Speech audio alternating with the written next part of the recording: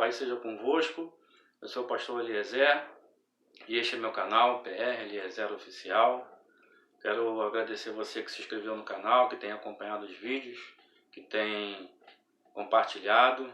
Que Deus possa abençoar a sua vida. Espero que o conteúdo desse canal esteja edificando o seu ser. Bom, hoje eu vou falar sobre o descanso de Elohim. Elohim é um dos títulos de Deus.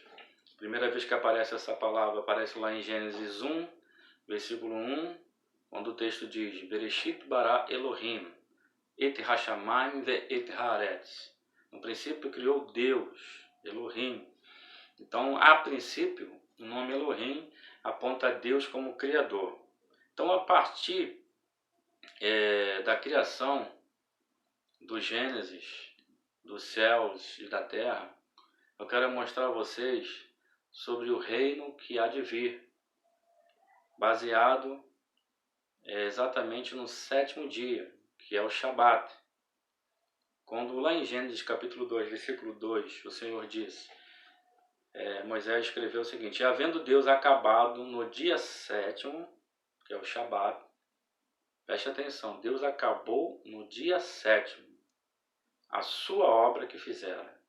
Bom, se ele acabou no dia sétimo, isso implica dizer que ele trabalhou no sétimo dia. Eu vou explicar, calma aí.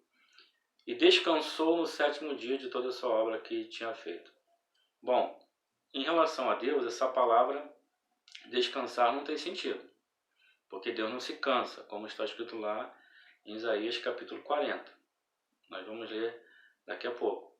Bom, essa palavra descansar, ela vem do verbo cessar, shavat, cessar, shabat. Então, seria traduzido melhor se colocasse a palavra cessou. No sétimo dia, Deus cessou a sua obra. Bom, se eu cesso a obra no sétimo dia, significa que eu trabalhei no sétimo dia. Mas a gente sabe que Deus fez esse céu e essa terra em 6 dias. Então, se ele trabalhou no sétimo dia, o que ele teria feito no sétimo dia? É isso que eu gostaria de discorrer com você.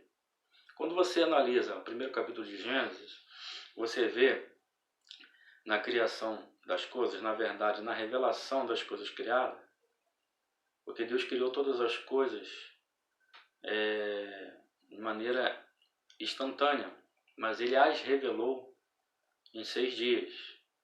Quando, por exemplo, o salmista, no Salmo 33, versículo 9, ele fala assim: falou o Senhor, e logo tudo se fez. Logo é logo. A criação dele estava escondida debaixo da água e estava escondida nas trevas, porque havia trevas sobre a face do abismo. É claro que aquelas trevas ali têm um motivo, que eu não vou explicar agora. Então, em 6 dias, ele revelou, ou podemos dizer assim, ele criou, esse mundo que nós conhecemos.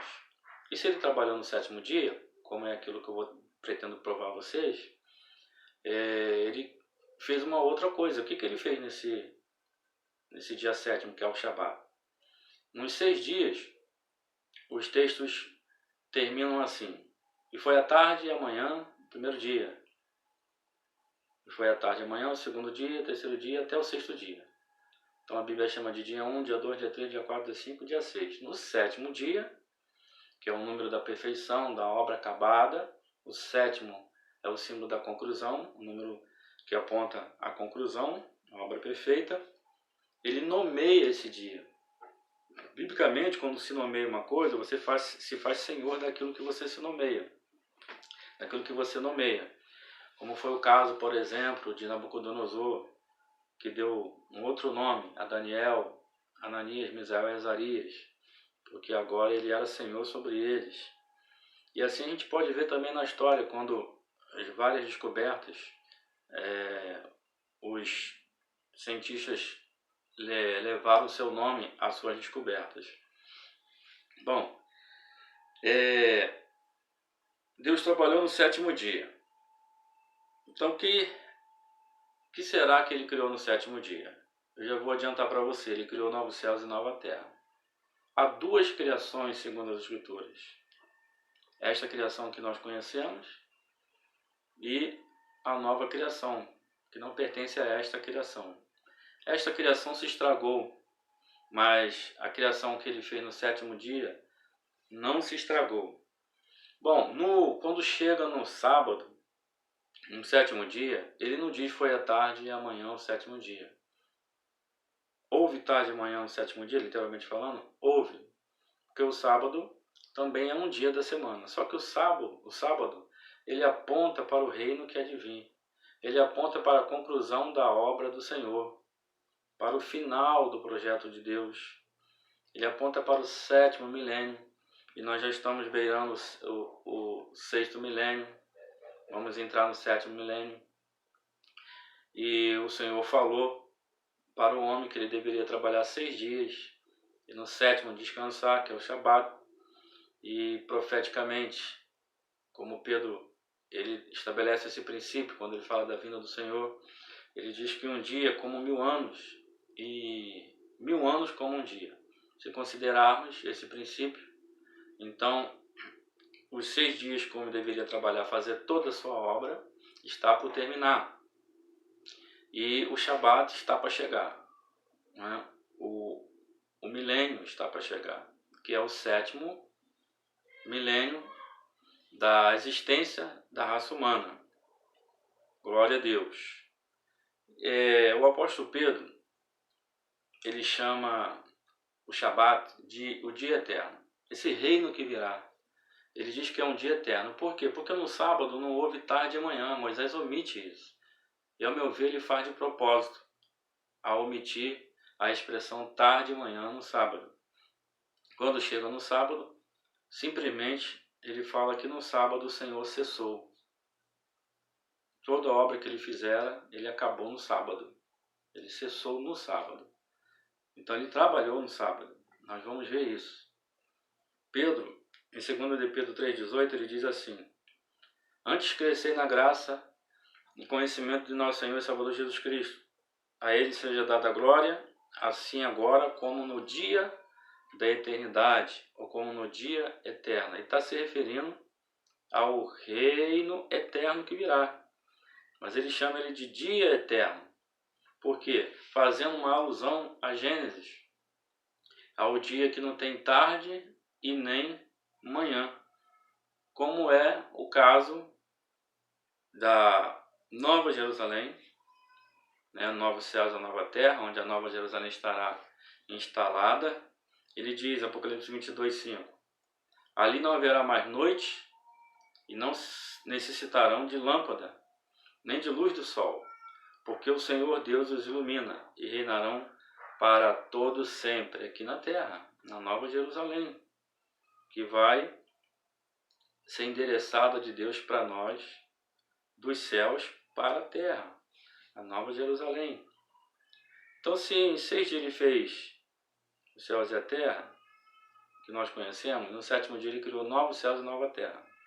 A criação se estragou, mas Deus já tinha criado a nova terra e o novo céu. Ele vai revelá-la num tempo propício. Eu falei que existem 2 criações, eu não tirei isso da minha cabeça. Olha o que está escrito em Hebreus 9:11, diz assim: mas vindo Cristo, o sumo sacerdote dos bens futuros, por um maior e mais perfeito tabernáculo, não feito por mãos, isto é, não desta criação. Então, se ele fala não desta criação, porque existe uma outra criação. Existe uma criação que é do céu. Tá? Esta criação aqui, o apóstolo Paulo ele diz que ela é passageira. Ele fala para que nós não atentemos para aquilo que nossos olhos veem, porque o que vemos é temporal, mas o que não se vê é eterno. Então, essa criação que ainda não vemos, mas vai se manifestar, ela é eterna. Esta criação aqui vai passar. Então, como eu tenho falado, o planeta vai ser transformado, ele vai criar tudo novo, a partir do que já existe, tá? Em Isaías 40, 28 e 31, ele diz assim, a respeito de Deus não se cansar: não sabes, não viste o que o eterno Deus, o Senhor, o Criador dos fins da terra, nem se cansa, nem se fadiga. Então a Bíblia não se contradiz. Em Gênesis não está falando que Deus descansou, está falando que Deus cessou a sua obra. é inescrutável o seu entendimento, dá força ao cansado e multiplica as forças ao que não tem nenhum vigor. Por que ele pode multiplicar as forças do que não tem vigor e dar força ao cansado? Simplesmente porque ele não se cansa. Os jovens se cansarão e se fatigarão, e os moços certamente cairão. Mas os que esperam no Senhor renovarão as suas forças e subirão com asas como águias, correrão e não se cansarão, caminharão e não se fatigarão. Para mim, esse texto aqui fala do arrebatamento, aonde as nossas forças serão renovadas e subiremos como águia. E depois de ser transformado, nós correremos e não se cansaremos, caminharemos e não se fatigaremos. Quando estivermos completamente com nossos corpos transformados, não se cansaremos, assim como o Senhor não se cansa. Glória a Deus. E Jesus falou algo muito interessante acerca do Pai trabalhar no sábado. Ele havia curado no dia de sábado, como ele fazia o bem, ele fazia a obra de Deus no sábado. E os fariseus e os escribas o censuraram por ter curado no dia de sábado, porque segundo a lei de Moisés, no dia de sábado não poderia se fazer obra servil nenhuma. E Jesus não está quebrando o sábado, porque ele está exatamente cumprindo o sentido do sábado, que é dar descanso ao cansado, aquela pessoa oprimida pela enfermidade, muitas vezes oprimida por um demônio. E Jesus então, ele cura no sábado por quê? Porque no sábado não poderia fazer nenhuma obra humana, mas o sábado era de Deus. Deus poderia trabalhar no sábado, como ele trabalhou lá na criação, fazendo a nova criação no sétimo dia. Então Jesus fala o seguinte, argumentando com os fariseus, que censuraram por ter curado no sábado. E Jesus lhes respondeu, meu Pai trabalha até agora, e eu trabalho também. Ora, então Deus nunca descansou. Ele fala, meu Pai trabalha até agora. Já havia 4.000 anos da criação. E Jesus está falando, meu Pai continua trabalhando, porque ele não descansou no sábado. E isso é uma prova que o sábado, ou seja, o descanso de Elohim, não chegou ainda. Mas o descanso de Elohim não é o descanso literalmente falando, mas é o tempo em que a sua obra se concretizará. No tempo, se concretizará. E aí então ele vai desfrutar do propósito da sua criação com seus filhos redimidos e com a criação restaurada, redimida também. É muito interessante, não? Mas vamos com calma para a gente digerir essa revelação. Em Mateus 25, 34, Jesus disse assim, então dirá o rei aos que estiverem à sua direita, no juízo das nações, vinde benditos de meu Pai, possuí por herança o reino, que vos está preparado desde a fundação do mundo. Quando que o reino estava preparado? Jesus falou, vou preparar o reino? Não, desde a fundação do mundo. E quando foi a fundação do mundo? Onde é que ele fundou o mundo? Foi na primeira semana do Gênesis. Ou seja, se ele está falando do reino que virá, e esse reino que virá não tem nada a ver com esse tempo presente, com esse reino aqui que Satanás está reinando, ele foi fundado já, lá desde a fundação do mundo, mas ele só vai ser manifestado no tempo oportuno. Então foi no sétimo dia que ele criou esse reino, porque nos 6 dias ele fez essa terra e esses céus. Glória a Jesus. O dia de sábado, gente, ele é uma sombra, ele é uma figura de Cristo e do seu reino. O apóstolo Paulo tinha essa revelação. Os judeus, eles tinham que guardar o sábado, literalmente, e eles tinham que entender qual era o propósito do sábado.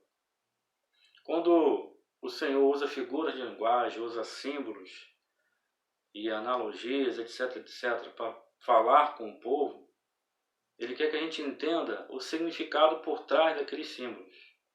Você entendendo o significado, você tem que abrir mão do símbolo, porque o símbolo já alcançou seu objetivo, que era trazer o entendimento da realidade. Então o sábado era só um símbolo. Não era simplesmente para que se guardasse asceticamente, religiosamente o sábado, sem entender, inclusive os sacrifícios também tinham esse sentido. Quando Jesus veio, cumpriu a realidade, né, o simbolismo de todo o sacrifício, e não tem por que sacrificar mais. O apóstolo Paulo fala em Colossenses 2, versículos 16 e 17. Portanto, não permitam que ninguém os julgue pelo que vocês comem ou bebem, ou com relação a alguma festividade religiosa, ou a celebração de luas novas, ou dos dias de sábado. Então ele fala de algumas celebrações religiosas, sábado está incluído. Ele diz, estas coisas, incluindo o sábado, são sombras do que haveria de vir. A realidade, porém, encontra-se em Cristo. Eu estou lendo na versão internacional, nova versão internacional, NVI, Colossenses 2, 16 e 17. O que ele está falando? O sábado é uma sombra, uma figura da realidade que é Cristo. Outras versões veem, o corpo é Cristo. Então o sábado aponta para ele, aponta para o seu reino, porque ele é o descanso alcançado, porque nele se conclui todo o propósito de Deus, todas as coisas vão convergir para ele. Em Hebreus 11, 10, diz assim, pois ele esperava a cidade que tem alicerces, cujo arquiteto edificador é Deus. Tudo já está concluído. Deus, como arquiteto, ele tem a planta na mão, ele sabe o fim desde o princípio, como Isaías 46, versículo 10 diz. Mas como construtor, edificador, ele entrou na história e vai cada etapa conosco até concluir o seu projeto no tempo. Ele vai concluir o seu projeto. Glória a Deus. E também, aí em Hebreus mesmo, no capítulo 4, a partir do versículo 1 ao 10, mostra que desde o princípio tudo já está concluído. Tudo já aconteceu. Para Deus, que é atemporal, tudo já está concluído. É o que o escritor dos Hebreus diz. E ele vai falar aqui do descanso, nós vamos entender um pouquinho mais. Visto que nos foi deixada a promessa de entrar no descanso de Deus, essa expressão descanso de Deus, ele está falando do reino, temamos que algum de vocês pense que tenha falhado. Pois as boas novas, o Evangelho, foram pregadas também a nós, tanto quanto a eles, se referindo ao pessoal do tempo de Moisés. Mas a mensagem que eles ouviram de nada lhes valeu, pois não foi acompanhada de fé por aqueles que a ouviram. Pois nós, os que cremos, é que entramos naquele descanso, conforme Deus disse. Assim jurei na minha ira, jamais entrarão no meu descanso. Embora suas obras estivessem concluídas desde a criação do mundo. Desde Gênesis 1, tudo está pronto. Tudo está concluído.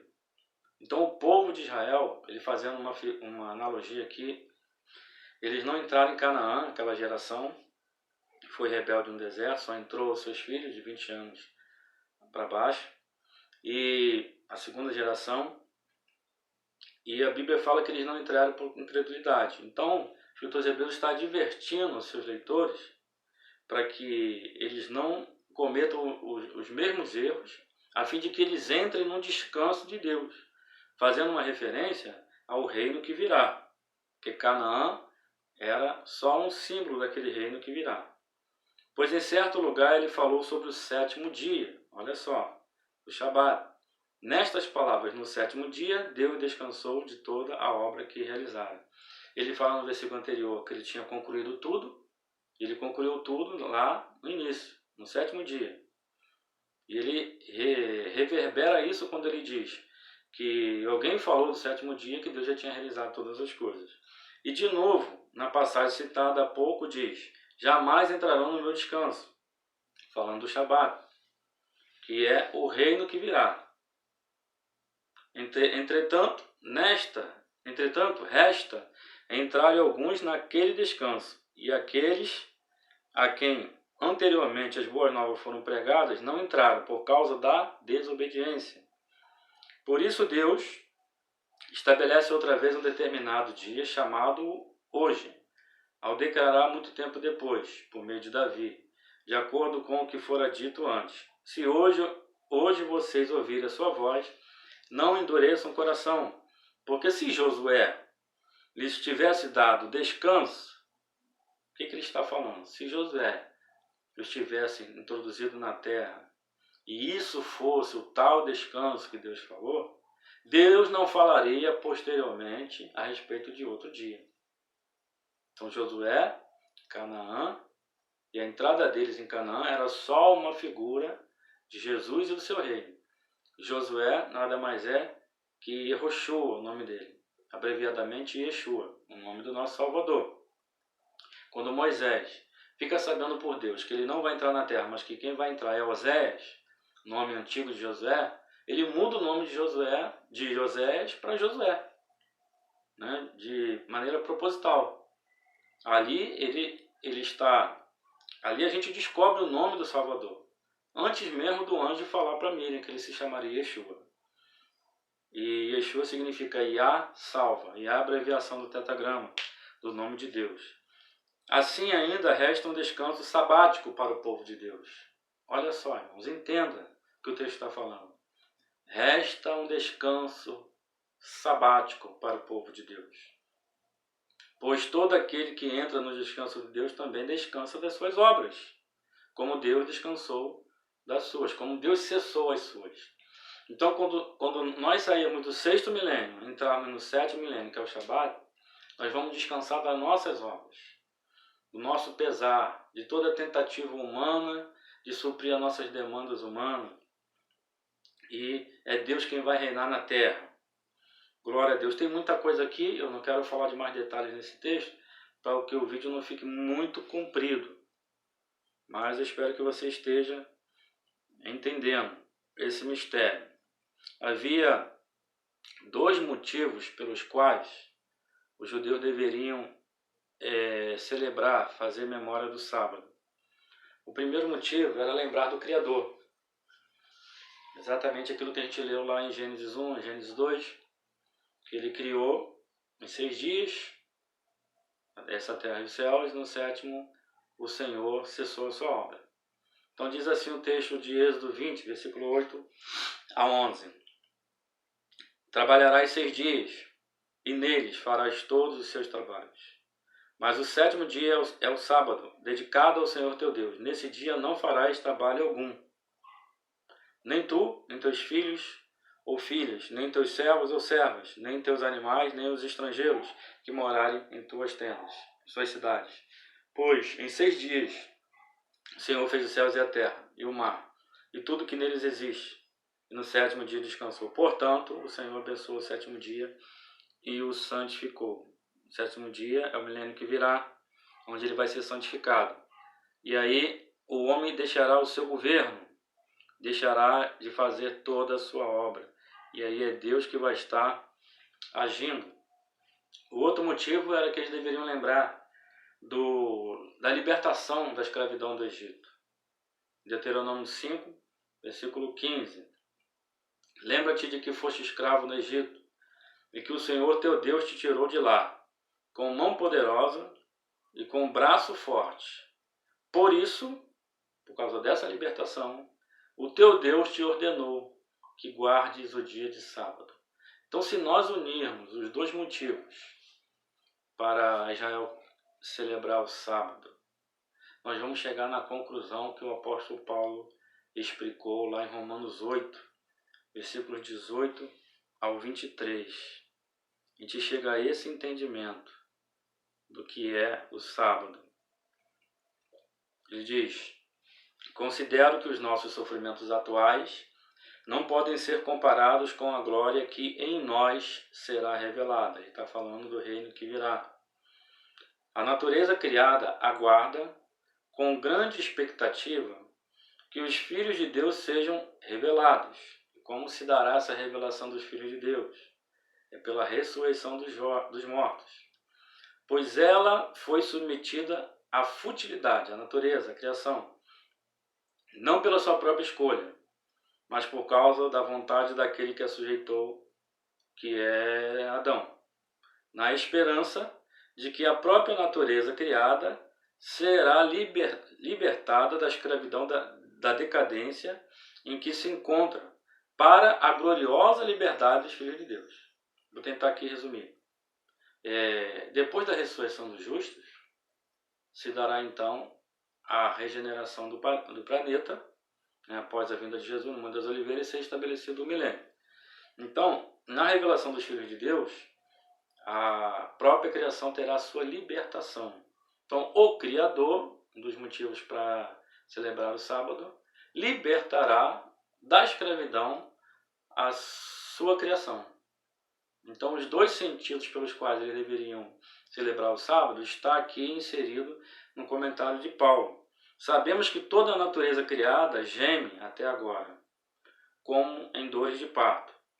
E não só isso, mas nós mesmos, que temos os primeiros frutos do Espírito, gememos interiormente, esperando ansiosamente nossa adoção como filhos, que é a redenção do nosso corpo. Então, o que é a adoção de filhos? Espiritualmente falando, é a redenção do nosso corpo. Quando nós ressuscitarmos para a glória, será revelado os filhos de Deus. E aí, então, a partir daí, o próximo processo é a regeneração do planeta. Glória a Deus. No 7º dia, onde ele vai concluir a sua obra, onde o nome dele é santificado, onde não tem mais demanda humana. O ser humano não está mais no governo. O governo humano terá que passar para Deus governar através de Yeshua. Glória a Deus. Isso é maravilhoso, irmão.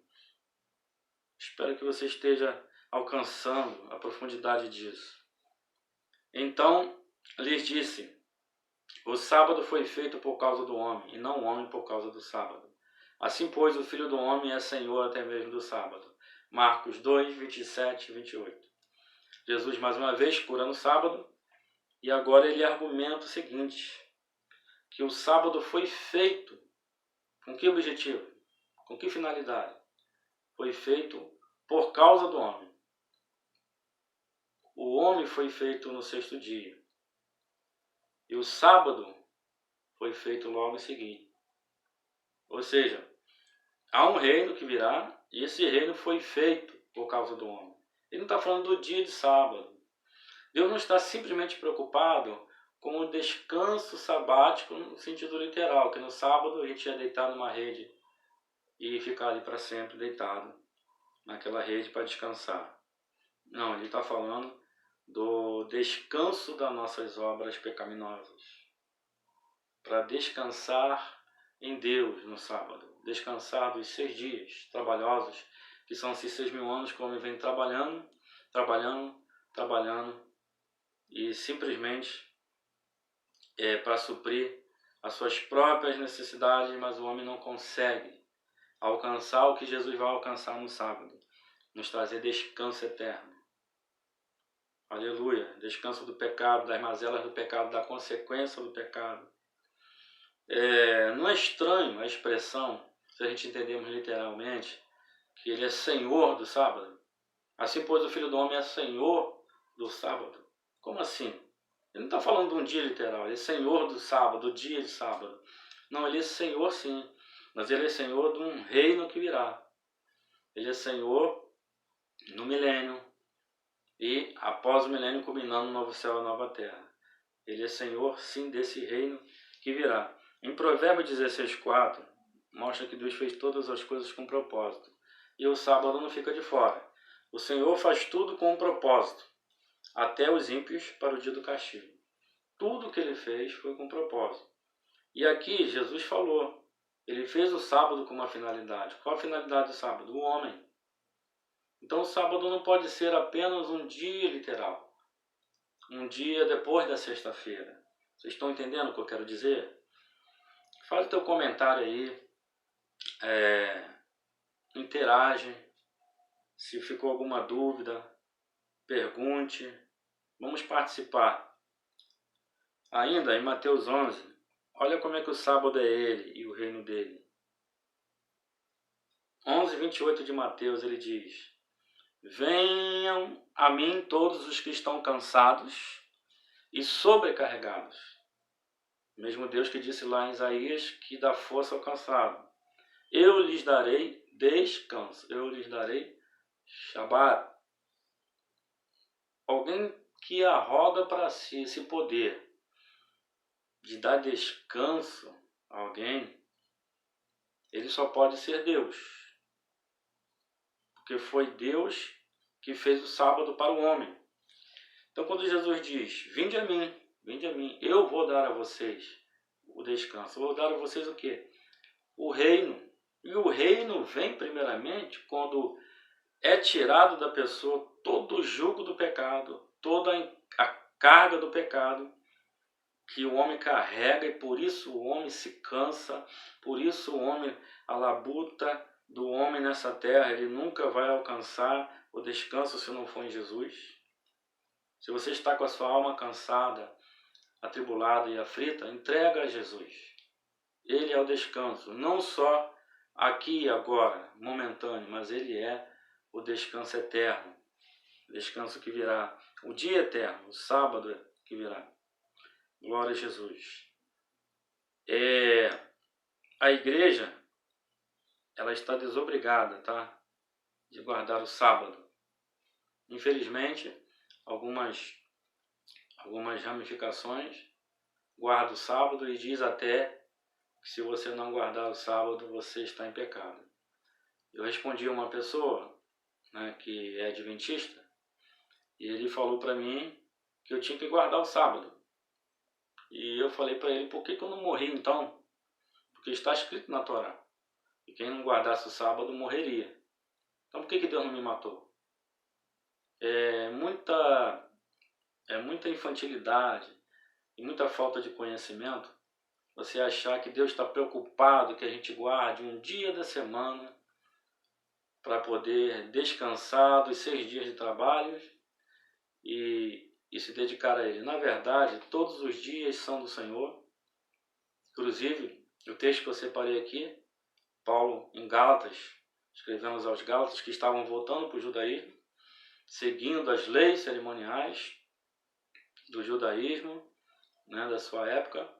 E Paulo vai falar o seguinte, ele diz, antes, quando vocês não conheciam a Deus, eram escravos daqueles que, por natureza, não são deuses.